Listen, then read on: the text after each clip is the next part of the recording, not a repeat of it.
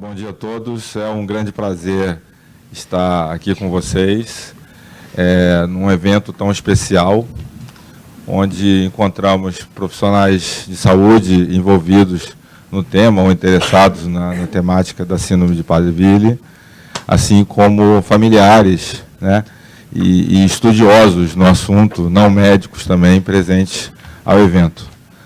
É de muita preocupação de todos nós em relação a essa síndrome, pelas características e como se porta um indivíduo dentro da sociedade com uma síndrome tão de difícil tratamento e de pouca capacidade de atuação dos setores, tanto públicos quanto privados, para uma doença de abrangência muito grande, onde cursa com características comportamentais de doença, alterações de disfunção sexual, alterações principalmente de aumento de peso e obesidade grave. Eu não quero me alongar muito, é um grande prazer. Eu vou passar aqui a palavra à doutora Silvia. A doutora Silvia, que é a coordenadora do evento, para apresentar vocês. Muito obrigado.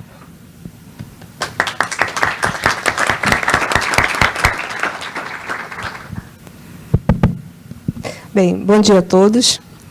Como integrante da comissão organizadora deste simpósio e coordenadora do ambulatório da síndrome de Prader-Willi do Instituto Estadual de Diabetes e Endocrinologia, é com grande satisfação que damos as boas-vindas a todos os participantes, familiares, palestrantes, profissionais de saúde e alunos das várias graduações. Estamos muito felizes por iniciarmos este percurso com o primeiro simpósio regional sobre a síndrome de Prader-Willi no Brasil. No ano passado, 2 iniciativas isoladas dos serviços do IED, no Rio de Janeiro, e da USP, em São Paulo, nos fizeram pensar na importância de unirmos forças. Surgiu, então, a ideia deste simpósio regional para que pudéssemos juntar profissionais, pesquisadores, familiares, cuidadores, para nos conhecermos, trocarmos experiências e começarmos a pavimentar essa estrada com o compartilhamento de conhecimento e das melhores práticas no cuidado aos pacientes com a síndrome de Prader-Willi. E, assim, melhorar a qualidade de vida do paciente e de seus familiares. Esse é o nosso maior objetivo. Esperamos que esta iniciativa ajude na formação e organização de novos centros de referência no Brasil, com grupos multidisciplinares voltados para a assistência e a pesquisa. Estudos com esta população são muito raros no Brasil e são essenciais para, a partir de seus resultados, conhecermos as nossas necessidades e trabalharmos para a implementação de políticas públicas que atendam a essas necessidades e impactem positivamente as vidas dos nossos pacientes com a síndrome. Esperamos, então, que todos possam usufruir do melhor deste simpósio, organizado com muito cuidado, atenção e carinho. Mais uma vez, sejam bem-vindos, o desafio está lançado e o primeiro passo está dado. Obrigada. Doutora Latife Tisler. Eu quero agradecer, com vocês, eu quero compartilhar com vocês a minha alegria por ver essa sala repleta de pessoas interessadas em aprender como cuidar melhor dos pacientes com Prader-Willi. Agradeço a todos os familiares, profissionais da área de saúde, muito amigo aí sentado na plateia, que permitiram a realização desse evento. Aos palestrantes, meu muito obrigado por esse privilégio de trocarmos informações.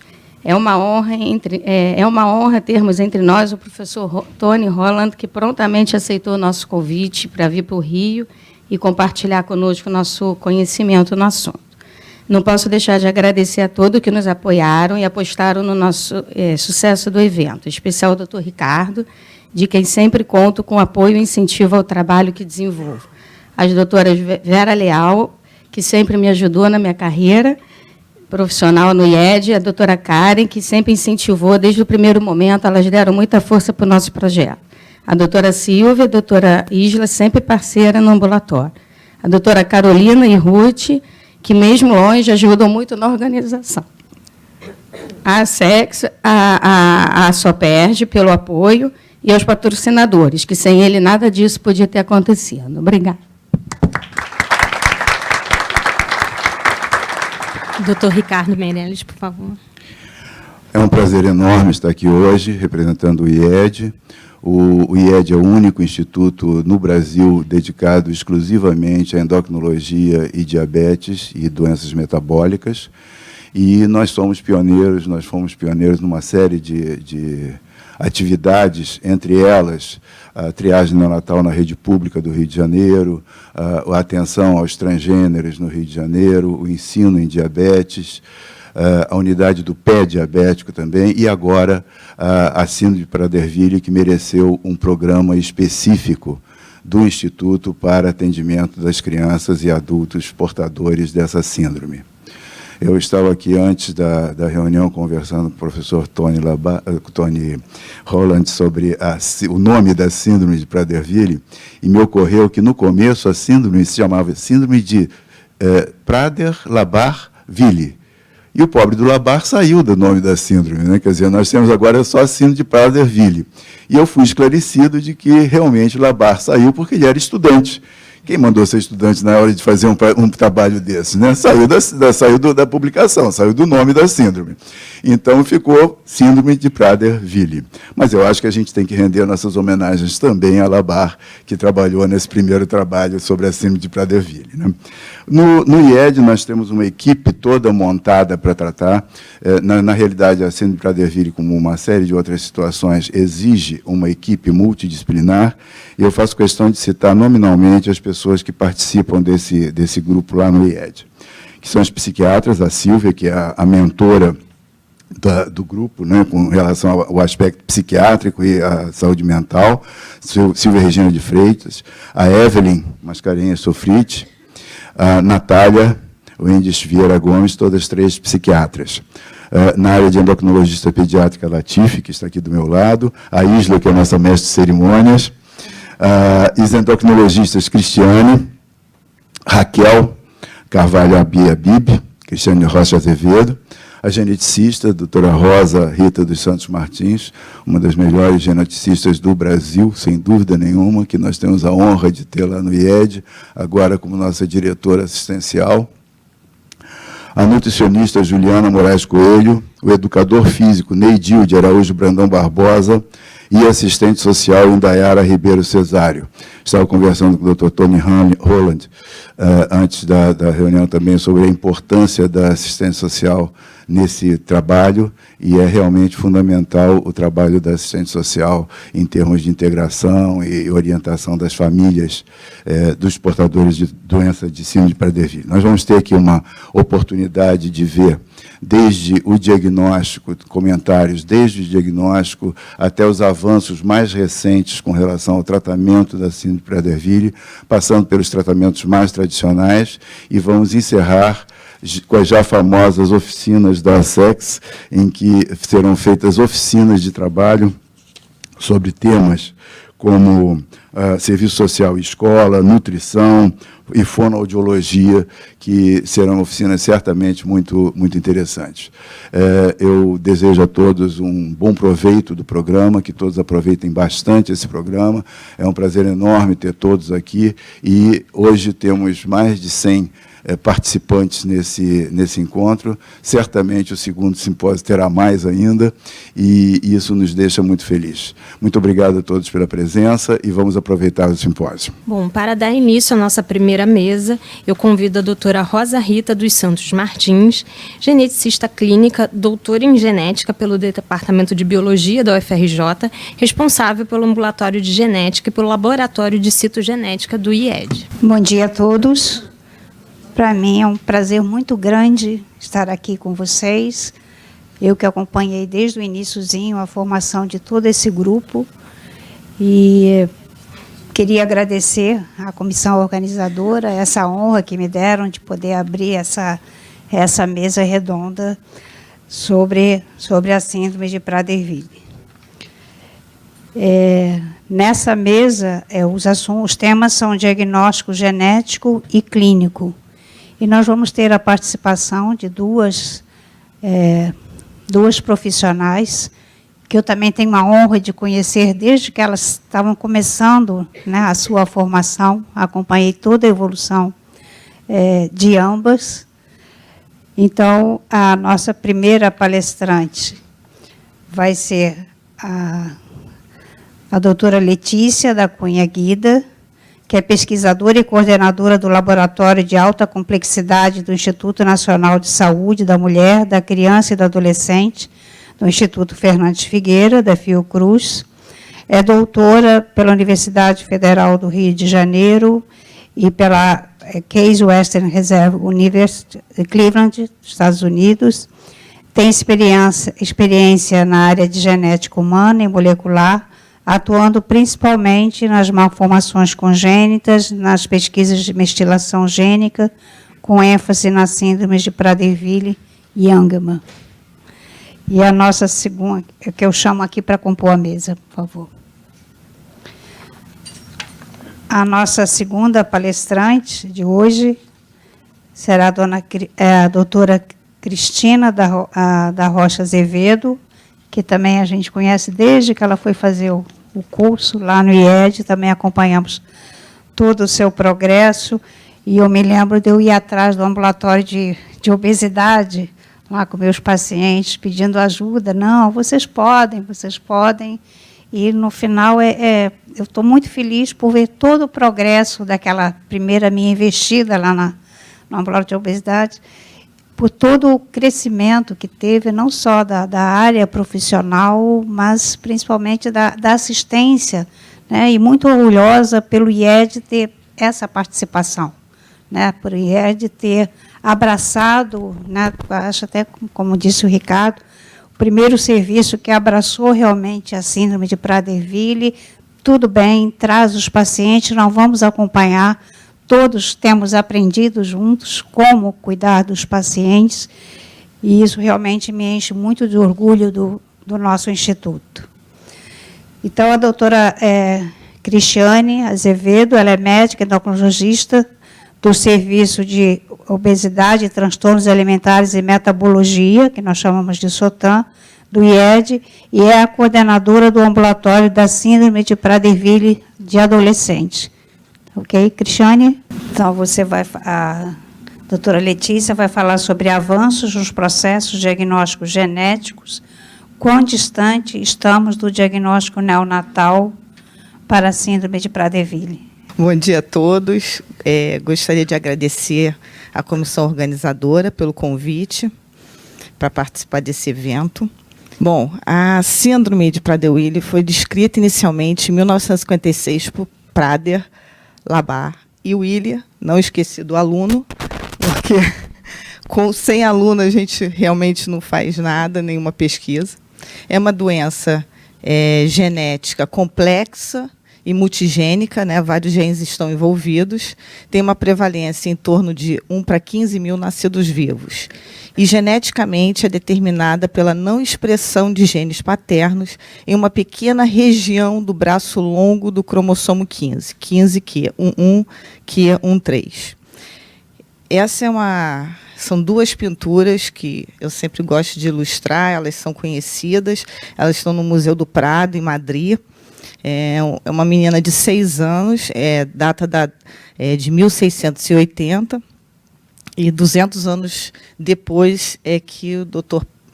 Prader e colaboradores eles descreveram a síndrome, né? Então, bem antes da descrição. Bom, antes de começar a entrar no diagnóstico molecular, eu tenho que falar um pouco sobre a genética, né, os mecanismos moleculares da doença, para poder entender como é feito esse diagnóstico, que não é simples, né?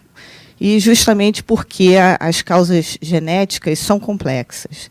Então, uma das causas genéticas da síndrome foi primeiramente descrita em 1981 por Ledbetter e colaboradores, e foi observada uma deleção no braço longo proximal do cromossomo 15, utilizando a metodologia citogenética de alta resolução, onde a pessoa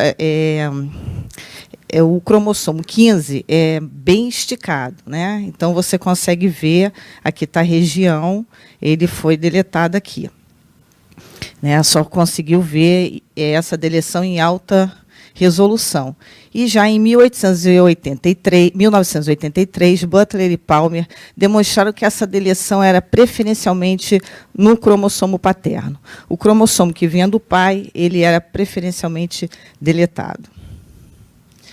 Bom, já utilizando técnicas moleculares, Nichols e colaboradores, em 1989, observaram em pacientes sem a deleção, que os 2 cromossomos 15 vieram da mãe. Isso se caracteriza dissomia uniparental, sugerindo, assim, um imprint genético. O Dr. Nichols foi meu orientador no doutorado e, hoje em dia, um grande colaborador com o nosso laboratório aqui no Rio. Bom, o que é esse imprint genético? É a expressão diferencial do gene, dependendo da origem do gene, desse gene, a origem parental, se vindo do pai ou se vindo da mãe. Isso é devido a uma metilação do DNA. Isso ocorre em praticamente todo o DNA, todo o genoma humano, não é só na região de Prader. Né? Então, acontece em várias áreas do DNA, do genoma humano, onde existem regiões ricas em ilhas chamadas CPG, citosina e guanina, né? E aonde um grupamento metil, ele é ligado a essas ilhas, reprimindo a transcrição do genoma. Então, o que é feito um interruptor. Né? Então, o que acontece na síndrome de Prader-Willi é que o cromossomo paterno, nessa região, ele está ligado, ele não tem essa metilação. Já o cromossomo materno, ele se encontra desligado, ocorrendo essa metilação. Né? Bom, aqui é a região do cromossomo 15, onde ocorre a síndrome. Aqui é um esquema do cromossomo 15, a região 15Q, 1Q, 1,3, ela pode ser dividida em 4 regiões. Uma região proximal, onde os genes não estão imprintados, não ocorre essa adição do grupamento metil. A região de expressão somente paterna, onde está metilada na mãe, né? É justamente a região da SPW. A terceira região é a região de expressão preferencialmente materna, onde ocorre a síndrome de Angelman, os genes relacionados à síndrome de Angelman, e uma quarta região, onde também não sofre imprinting, a região distal. Os genes são aproximadamente 12 genes relacionados à síndrome de Prader-Willi, porém, não se sabe ainda a função de cada gene. Essa aqui, só para ilustrar, que ela é uma região de instabilidade genômica, onde ocorrem deleções, inversões, duplicações. E essas são as 2 classes de deleções mais comuns na síndrome, a classe 1 e a classe 2. Bom, então, aqui, para resumir, o mecanismo genético na SPW é a deleção, preferencialmente do cromossomo paterno, ocorre em 75% dos casos. A outra é a dissomia uniparental, que ocorre em cerca de 30%, onde os 2 cromossomos vêm da mãe. Tem uma outra classe, que é o defeito no imprinting, no centro de imprinting. Eu não falei, mas essa metilação ela é controlada por esse centro de imprinting. Então, às vezes, ocorre um defeito e acontecendo a síndrome. E ainda ocorrem mutações pontuais, numa porcentagem bem menor, e translocações e inversões também podem ocorrer. Então, como vocês podem ver, o mecanismo genético ele é bem complexo. Né? E porém, as características clínicas elas são bem definidas. E algumas se sobrepõem a outras patologias associadas à obesidade e o retardo no desenvolvimento neuropsicomotor. Então, com isso, há necessidade de confirmação através de testes moleculares. É agora que eu entro, enfim, nos testes moleculares, né? Existem vários testes disponíveis para o diagnóstico da síndrome de Prader-Willi, e a escolha do teste vai depender de alguns fatores. Quais os testes estão disponíveis no laboratório de escolha, o custo desse exame e a necessidade de o indivíduo ter um aconselhamento genético. Então, diferentes laboratórios trazem diferentes abordagens e próprios conjuntos de testes. Com isso, a interpretação dos resultados desses testes muitas vezes é difícil para o clínico, porque cada laboratório tem o seu conjunto de testes, como vocês vão ver agora. Bom, esse teste citogenético aqui, ele não é molecular, mas eu quis trazer pelo seguinte, porque é importante que se faça um cariótipo para poder analisar alguns rearranjos estruturais, como translocações, formação de anel, isocromossomo ou inversão. Aqui é um cariótipo, vocês podem ver, 22 pares de cromossomos, um par sexual, XY, menino, e aqui o cromossomo 15 foi translocado com o cromossomo 2. E essas alterações, esses arranjos estruturais, eles não são vistos nesses testes moleculares. Por isso, tem a necessidade de ser feito esse cariótipo. Bom, começando com os testes moleculares, esse é o MS-PCR, é uma reação em cadeia da polimerase sensível à metilação. Este é o teste utilizado para análise do padrão de metilação do gene, desse gene SNRP-SNRF, que é uma região crítica para a síndrome de Prader-Willi. Esse diagnóstico molecular ele tem uma acurácia de 99% e é considerado padrão ouro. Ele detecta deleção, dissomia ou alterações no centro de imprint. Porém, tem uma limitação que ele não especifica qual o mecanismo genético. Você não dá para saber se é por deleção, ou dissomia, ou alteração no centro de imprint. Então, por exemplo, aqui, após o PCR, né, corre-se um gel de eletroforese, e aqui, no indivíduo sem a síndrome, ocorre 2 bandas, uma o cromossomo ou genes metilados e outros não metilados. Na síndrome de Prader-Willi, pode ver que o não metilado a região não aparece, porém não se sabe se é por dissomia ou deleção. A outra técnica é a técnica de FISH, que é uma hibridização in situ fluorescente. Utiliza a microscopia de fluorescência, uma sonda fluorescente com uma sequência homóloga à região 15q11, q13. E a limitação dessa técnica é que somente detecta deleções. Aqui é cromossomos em metáfase, né? E pode-se observar essas sondas, no caso, essa de vermelha é a sonda para detectar a região 15q11, e a verde é uma outra sonda no cromossomo 15, só para um controle que o cromossomo 15 está realmente ali. Aqui o caso de um Prader, onde o controle está aqui, as 2 sondas verdes, e a vermelha aparece somente uma, mostrando uma deleção dessa região. Outro teste é o MS-MLPA, também é um teste de metilação, denominado metilação específica, amplificação de múltiplas sondas dependente de ligação. É uma análise também de PCR, onde são usados múltiplas sondas específicas para aquela região, e os fragmentos finais são separados e lidos em um aparelho de eletroforese capilar. Avalia o número de cópias dos genes, né, podendo ver deleções, duplicações envolvidos, né, e o status da metilação se metilado ou não.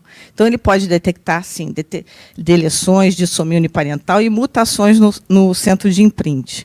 Porém, a limitação é que não diferencia dissomia uniparental de mutações no centro de imprint.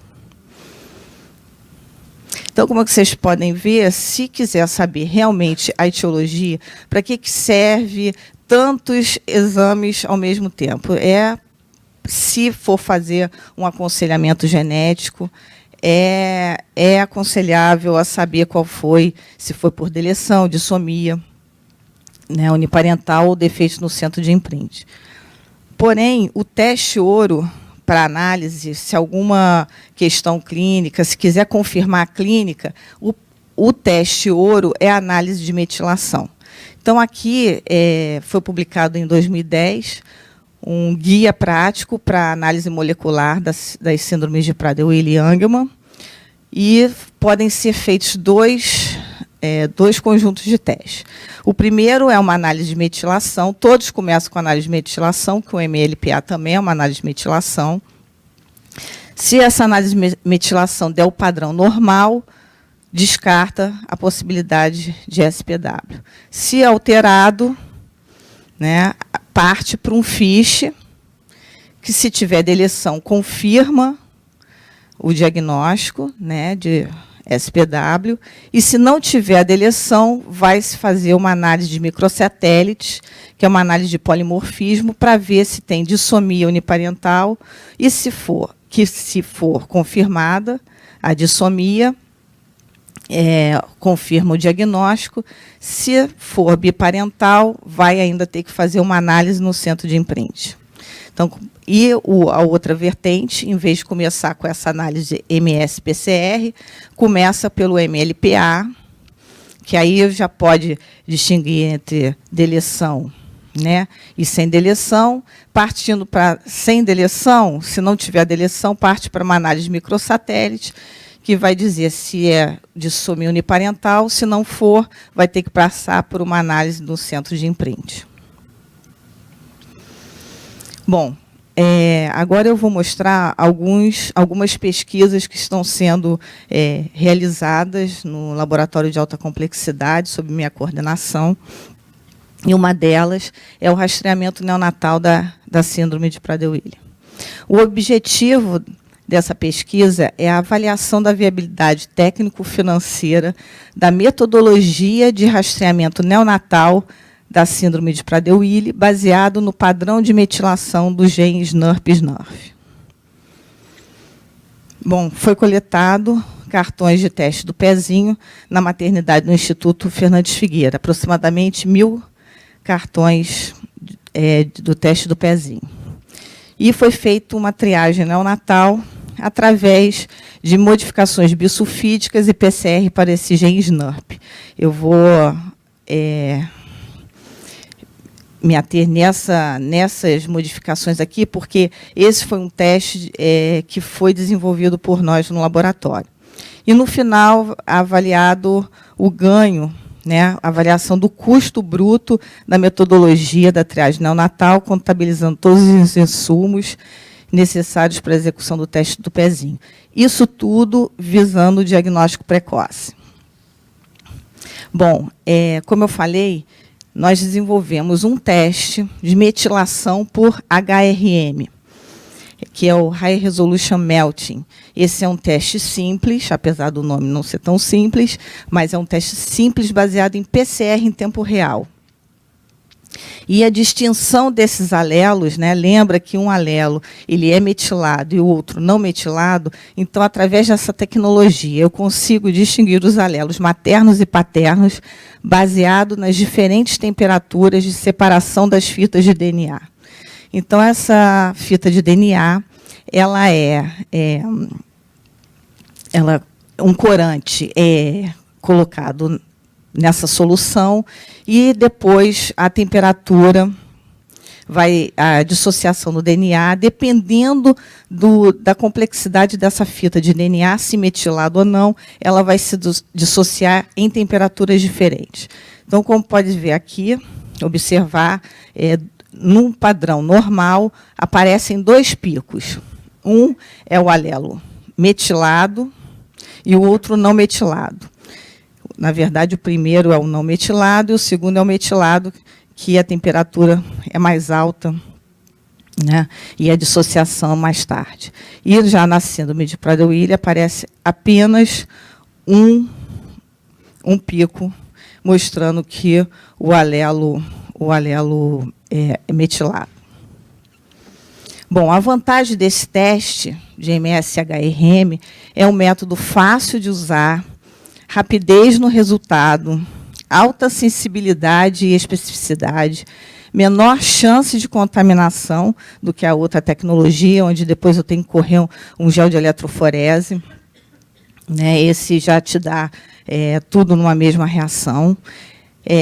Pode se reutilizar uma amostra para outros estudos, fácil de interpretação dos resultados e baixo custo.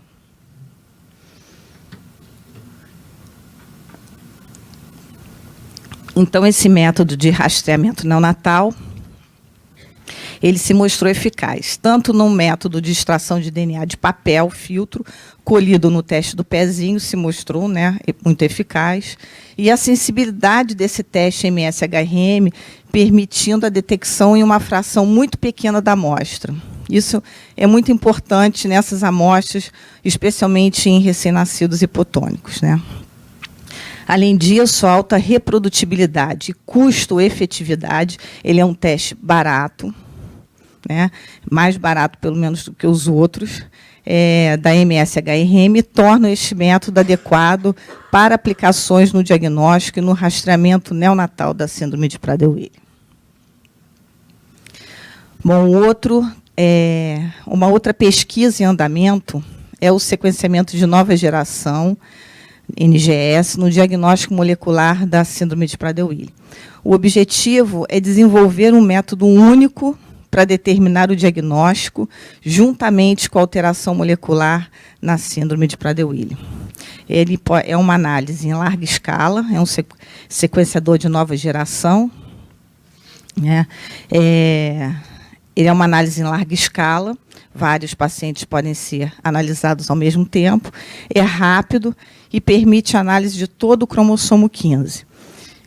Ele ainda está em andamento, essa pesquisa. Aqui é apenas alguns resultados preliminares, onde aqui são todas as variáveis, aqui é o esquema do cromossomo 15, foram desenhadas várias sondas para essa região, para o cromossomo.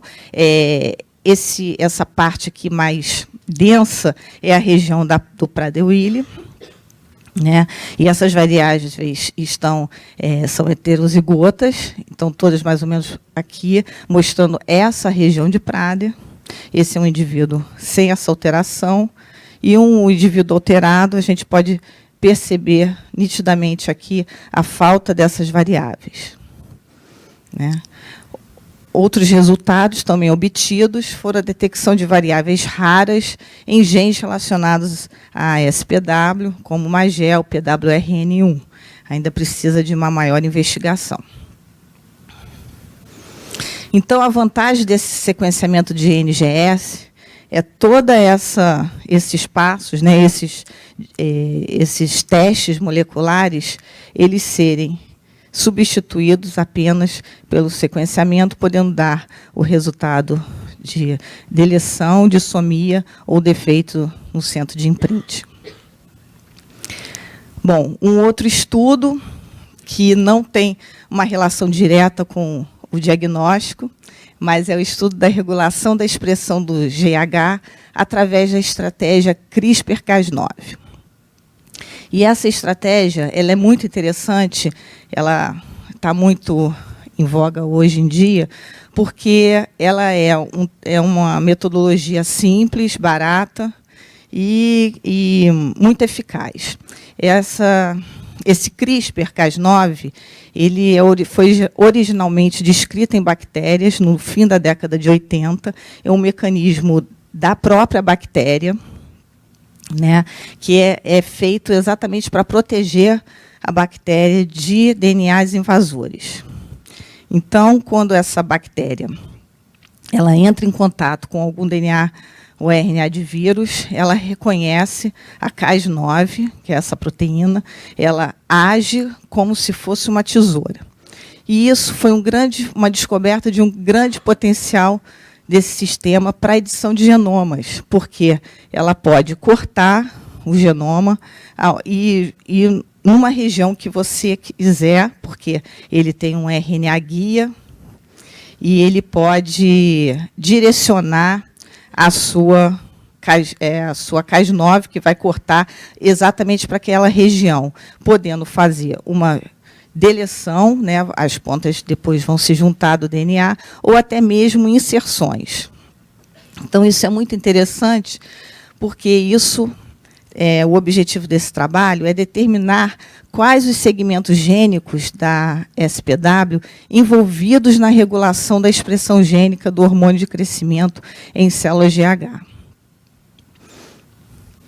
E esse estudo foi feito em células de glândula de pituitária de rato, porque essa região de Prader, ela é ortóloga, ela é semelhante a uma região também em rato. Os mesmos genes que aparecem em humanos também aparecem no rato. Então, é um ótimo modelo animal para esse estudo. E foram feitas algumas deleções, uma deleção grande, e depois vai ser avaliado se a expressão daqueles genes, né, a expressão do GH, principalmente, para ver se ela realmente está sendo expressa nessa região, regulada nessa região, porque, na verdade, o gene do GH acontece no cromossomo 17q24.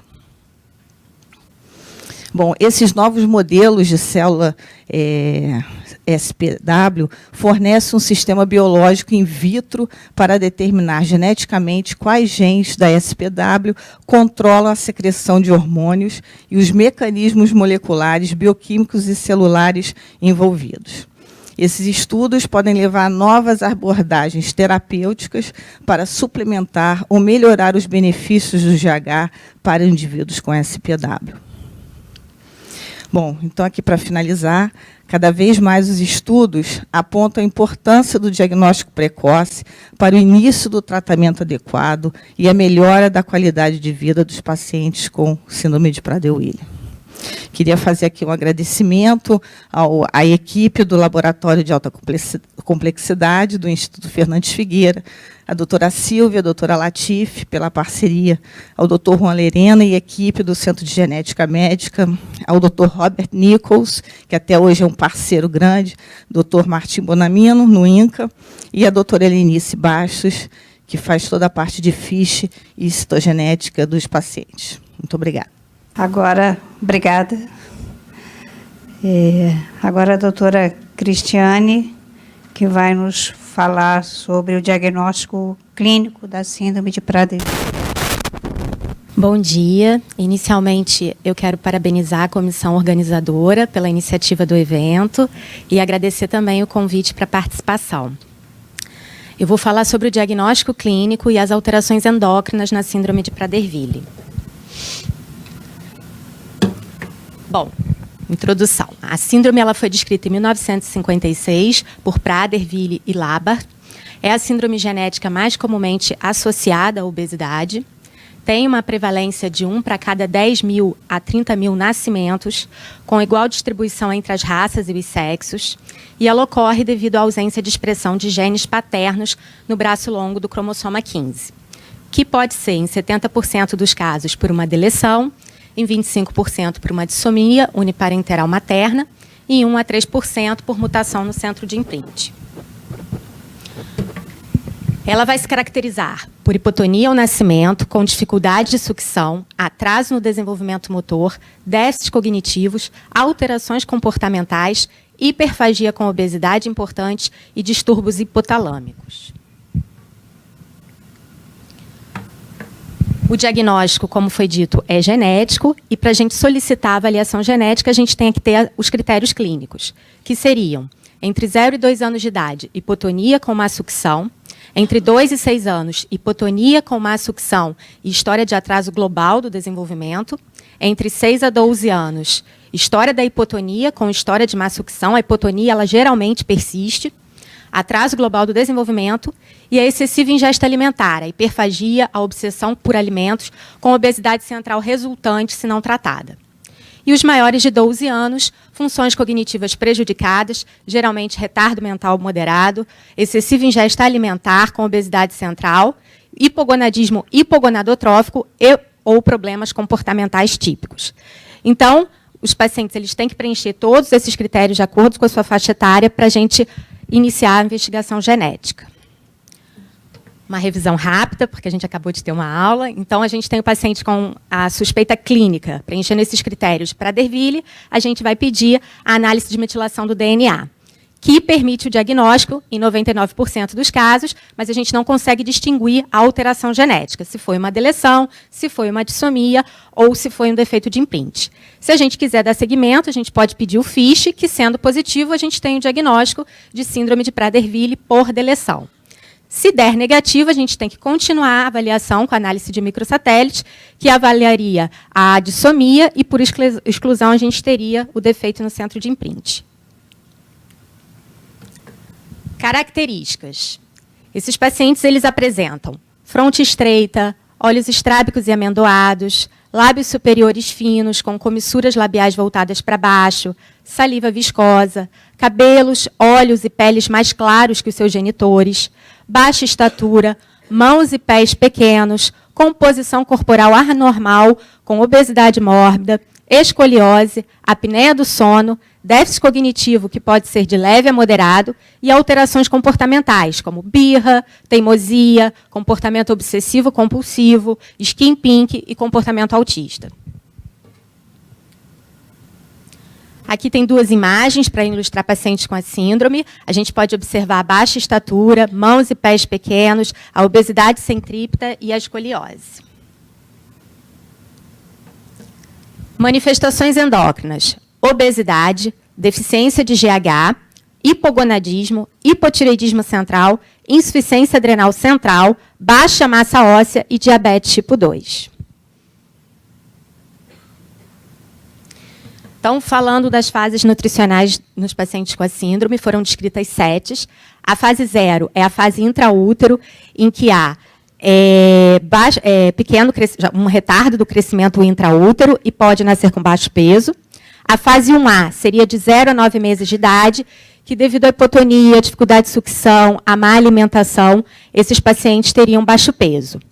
A fase 1B é a fase que vai de 9 meses a 25 meses, e nessa fase já conseguem se alimentar melhor, então vai ocorrendo um restabelecimento do peso adequado. A fase 2A, que seria de 25 meses a 4 anos e meio, é uma fase em que começa a haver um ganho de peso, mas ainda não há uma ingesta calórica excessiva. A fase 2B é a fase que vai de 4 anos e meio a 8 anos de idade, é quando começa a haver um ganho de peso, já com aumento da ingesta calórica. A fase 3 é a fase de 8 anos até a idade adulta, onde ocorre a hiperfagia, a obsessão por alimentos e uma ausência de saciedade. E a fase 4 é a fase adulta, em que pode variar. Alguns pacientes já podem ter um controle melhor da sua saciedade. Mecanismos da obesidade na síndrome de Prader-Willi são complexos e não são bem esclarecidos ainda, mas a gente sabe que ocorrem alterações no centro regulatório da saciedade em relação aos hormônios anorexígenos e orexígenos. A grelina é o principal hormônio estudado. Ela é um hormônio orexígeno e foi observado níveis elevados de grelina em todas as fases nutricionais de pacientes com síndrome de Prader-Willi, inclusive nas fases iniciais, em que ainda haveria um baixo peso. Então, os estudos recentes, eles têm focado mais as diferenças entre a grelina acilada e a desacilada. Eles observaram que os pacientes nas fases iniciais, eles apresentam uma elevação dos níveis de grelina desacilada e uma relação menor entre a grelina acilada e desacilada. E eles acreditam que isso pode ser a causa da dificuldade de alimentação nas fases iniciais. A glialina desacilada, ela também foi encontrada em níveis elevados em pacientes que apresentam transtornos alimentares, como anorexia nervosa restritiva.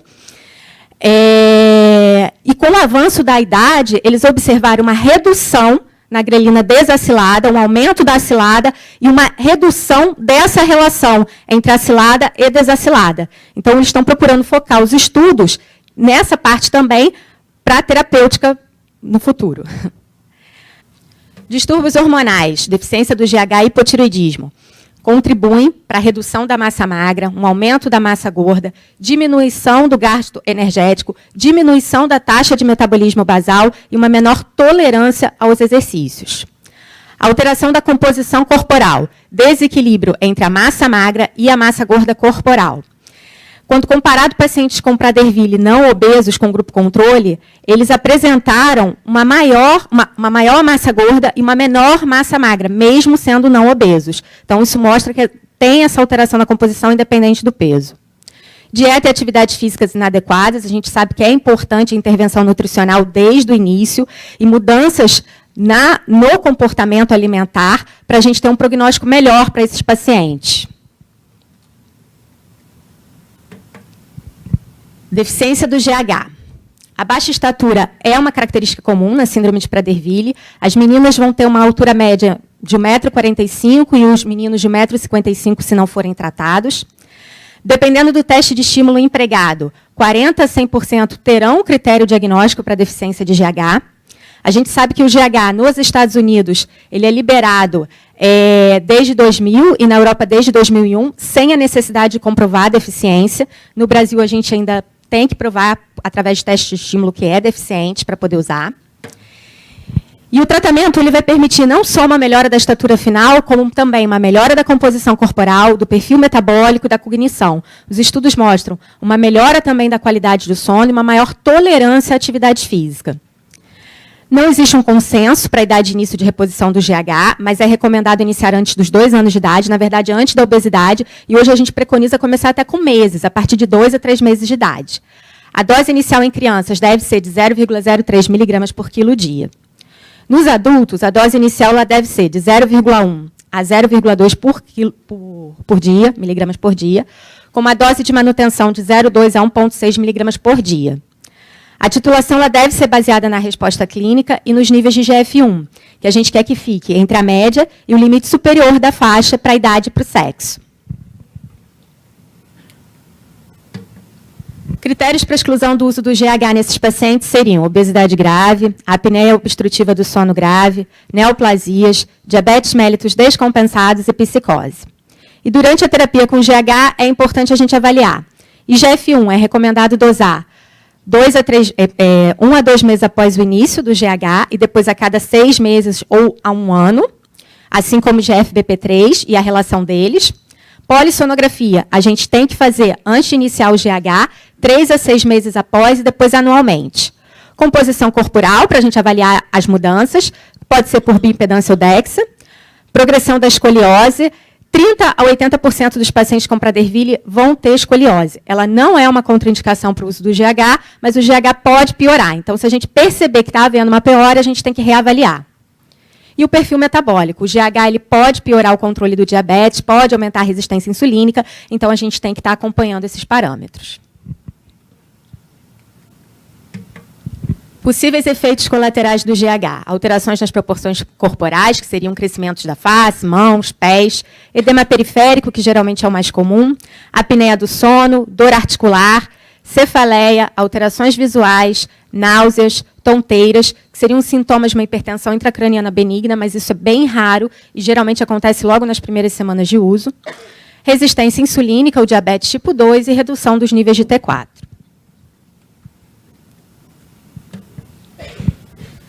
Hipogonadismo. O hipogonadismo ele se manifesta como hipoplasia genital, desenvolvimento puberal incompleto e infertilidade. Os indivíduos do sexo feminino eles podem apresentar ao nascimento hipoplasia de pequenos lábios e clitóris, enquanto que no sexo masculino ocorre micropênis e criptorquidia, que é a não descida dos testículos, que pode ser uniobilateral e ocorre entre 80% a 90% dos casos. O hipogonadismo ele tem sido classificado como hipogonadotrófico, mas evidências apontam um componente de insuficiência gonadal primário. Na verdade, seria um hipogonadismo misto. A gente tem níveis reduzidos de LH, de testosterona e estradiol, e a inibina, que é um marcador da função gonadal, mostrando aí o componente primário. A adrenarca precoce pode ocorrer em 15 a 30% dos casos secundária à obesidade ou exposição adrenal à insulina ou IGF-1. A importância da reposição dos hormônios sexuais é permitir uma melhora da qualidade de vida e a prevenção da perda óssea, também não tem um consenso. No sexo masculino, geralmente essa reposição pode ser começada por volta dos 15 a 16 anos de idade.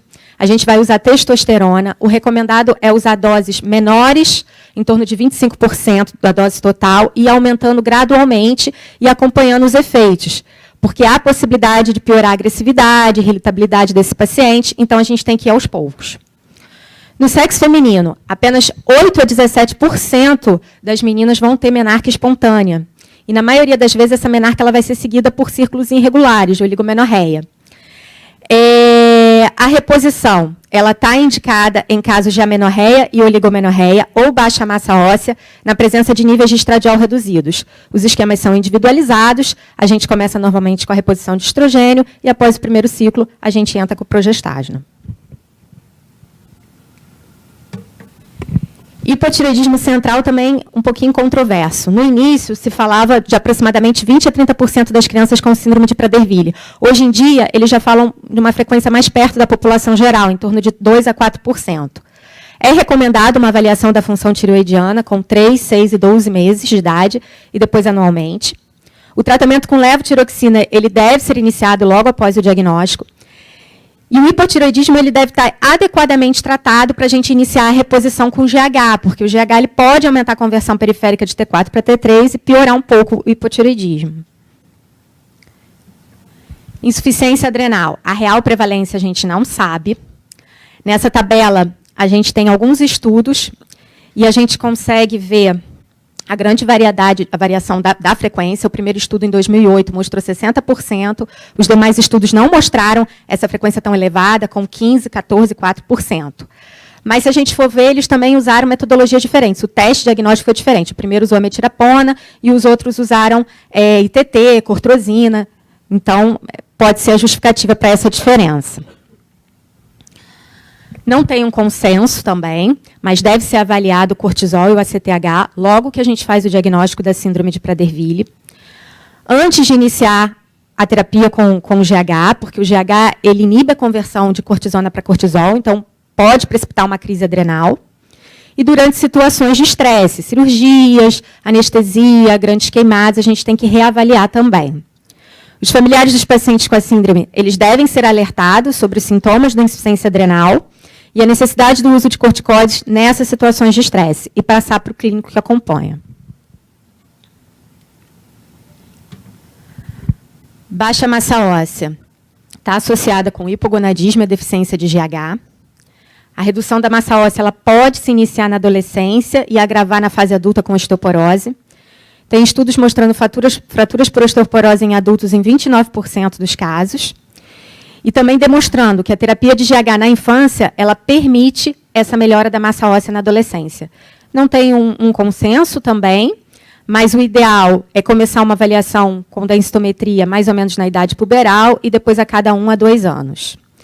Os níveis de cálcio e vitamina D, eles devem ser mantidos adequados.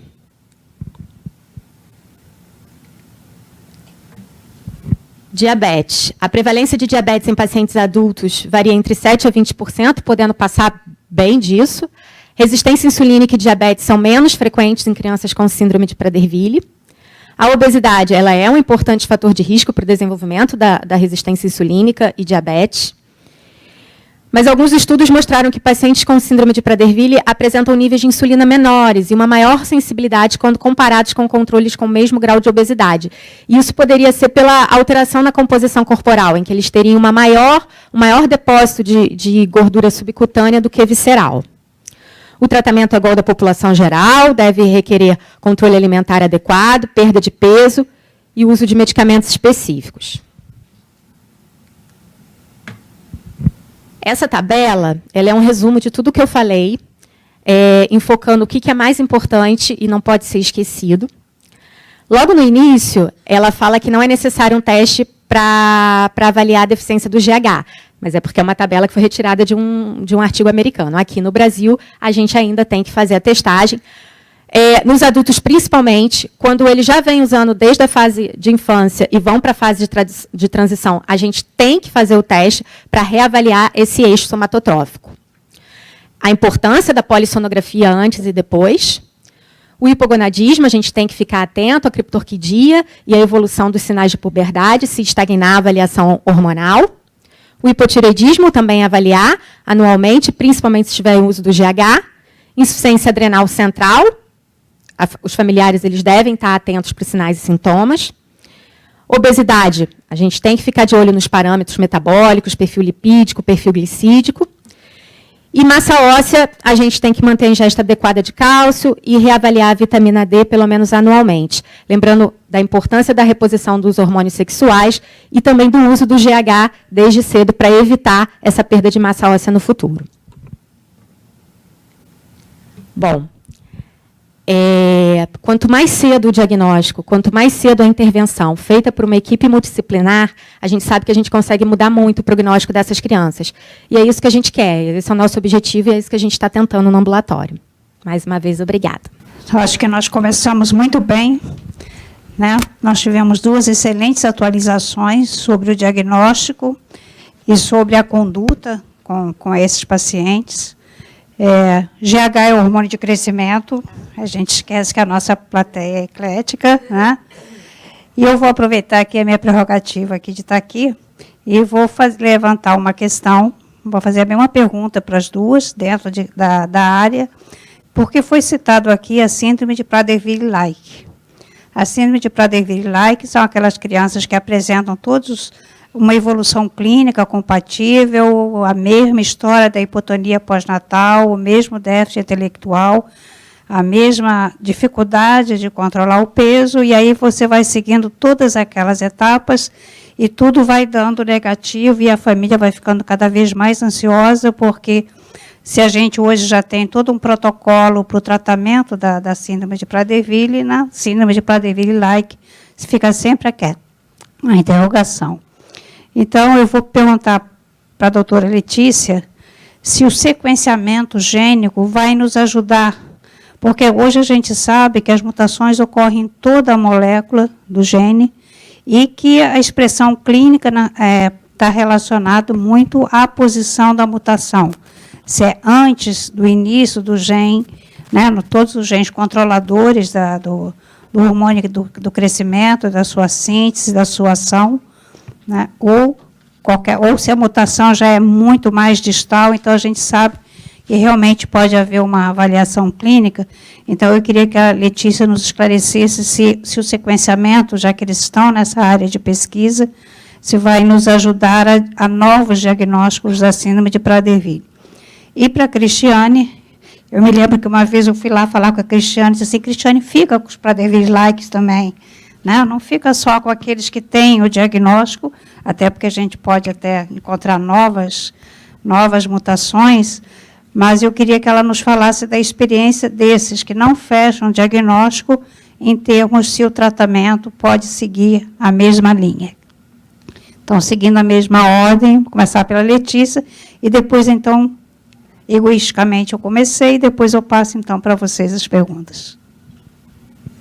Bom, com certeza o sequenciamento, né, de nova geração vai ajudar com esses pacientes. Já tem sido publicados trabalhos com esses pacientes Prader-Willi-Like e é também um outro projeto em andamento, quando a gente não consegue fechar esse diagnóstico desses pacientes, eles já estão sendo sequenciados e analisados. E eu acho que é esse o caminho, o sequenciamento de nova geração. Eu lembro que a senhora pediu. Não, esses pacientes eles têm ficado com a gente tem mantido o acompanhamento e o segmento, e tem tentado seguir a mesma rotina, as mesmas avaliações, com a nutrição, com a psiquiatria, a parte laboratorial, os mesmos testes. Eu acho até que a Latif tem também no ambulatório de endocrinologia pediátrica, alguns também usando GH e tendo uma boa resposta. Então, agora eu abri a pergunta aí para vocês. Bom dia, eu sou Liane, mãe da Valentina, de 4 anos. Eu queria fazer 2 perguntas rapidinhas também. Uma para a doutora Cristiane, queria saber o seguinte, como falou sobre a adrenarca, eu não sei se é isso, mas a Valentina, já com 4 anos, ela tem cheiro debaixo do braço e tem pelo no corpo. Isso é adrenarca? E o que é isso que você explicou? Secundária à obesidade ou exposição adrenal à insulina, o IGF-1? O que é isso? E se tem alguma coisa que eu possa fazer para melhorar o cheirinho debaixo do braço? Porque com 4 anos é estranho, né? Não, a adrenarca seria isso. É aumento na circulação de hormônios produzidos, hormônios androgênios, né, produzidos pela adrenal. A gente sabe que a obesidade predispõe isso. Na verdade, tende a estagnar, assim, a evolução é uma evolução benigna. A Latif vai falar, que é criança, ela vai falar melhor. Não, Liane, o pelinho que você está dizendo que ela tem pelo corpo, isso pode ser hipertricose, uma característica dela, tá? A parte mais da adrenal mesmo, pode ser até o início do cheirinho, mas a gente não acredita que seja, e é mais pelo pubiano, e isso é uma adrenarca, tá? É a parte adrenal pubarca, a adrenarca vai ter pelo axilar, pelo pubiano, pelo corpo, chama hipertricose, que é mão, braço, perna. Isso pode ser uma característica familiar, genética, tá? E a outra pergunta para a doutora Letícia, rapidinho 2 também. Se a gente está longe de ter o diagnóstico da Prader-Willi no teste do pezinho, e